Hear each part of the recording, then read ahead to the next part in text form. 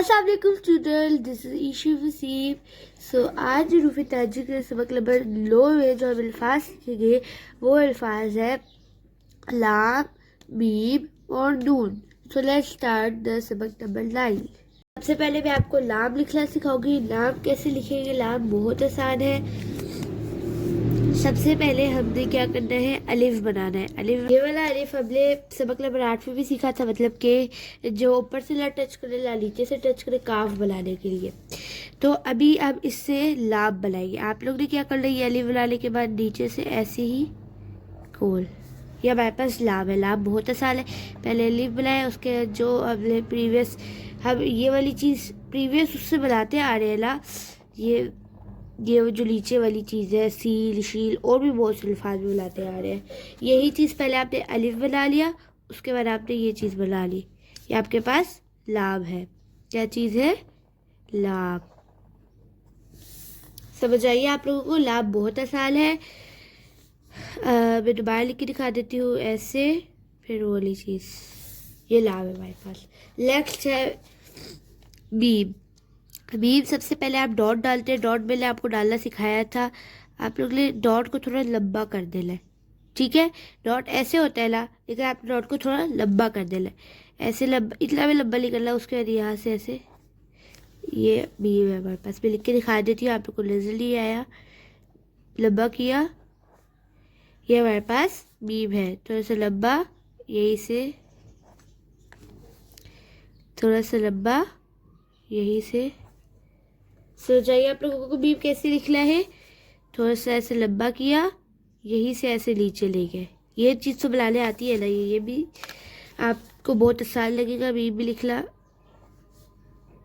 अच्छा, इसमें मिस्टेक होगी कि लंबा लिखा था। बहुत आसान है मीम लिखना है। ऐसे हम लोग के लिए मीम लिखना है। नेक्स्ट नून पे चलते हैं। अच्छा, अब ये वो हरूफ ताजी का अल्फाज है जो लाम में भी इस्तेमाल होता है, सील में भी होता है, शील में भी होता है, और नीचे वाली सारी जो जितनी भी चीज़ें बनती है वो बनाने के लिए इस्तेमाल होता है। वो क्या है? लफ्ज़ नून। आप खुद अभी देख लेगी कि ये नून में क्यों इस्तेमाल होता है सारों में। ये हमारे पास दूध है। अगर आप इसी से शील बनाना चाहें तो ये इसके नीचे ये हमारे पास लूल। अगर आप सौद बनाना चाहें तो इसी के नीचे ये हमारे पास लूल। अगर ला बनाना चाहें तो इसी के नीचे हमारे पास लूल। और भी बहुत से अल्फाज हैं, लेकिन अभी मैंने प्रीवियस लेसन में आपको सिखा दी, तो अभी हम लोग सिर्फ लूल सीखेंगे। ये हमारे पास लूल है। कैसे है, मैं अगेन आपको लिख के दिखा देती हूँ। ये पहले ये, फिर ऐसे, फिर ऐसे, ये हमारे पास लूल है। अच्छा, कुछ बच्चे ये मिस्टेक करते हैं कि वो यहाँ नीचे, इतना नीचे करके नुक्ता डाल लेते हैं, या ऐसे। ये रॉन्ग है, ठीक है? इतना आपने नीचे नुक्ता नहीं डालना, आप लोग ने ऊपर करके डालना है, ऐसे।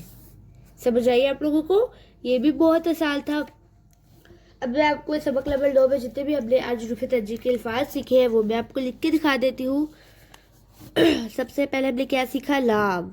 लाम कैसे लिखना है आप लोगों ने गौर से देखे। ये हमारे पास लाम, मीम,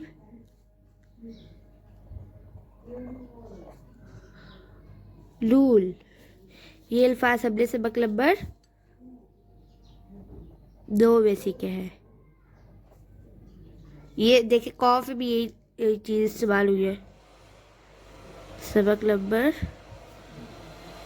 9, ठीक है? मैं उम्मीद करती हूँ कि आपको सबक नंबर 9 में जो हमने रूफ़ ताजी के अल्फाज सीखे हैं वो आपको समझ आ गए होंगे, और आप इसके लिए इसकी प्रैक्टिस भी करेंगे। तो आज के लिए इतना ही। Thank you. अल्लाह हाफिज़।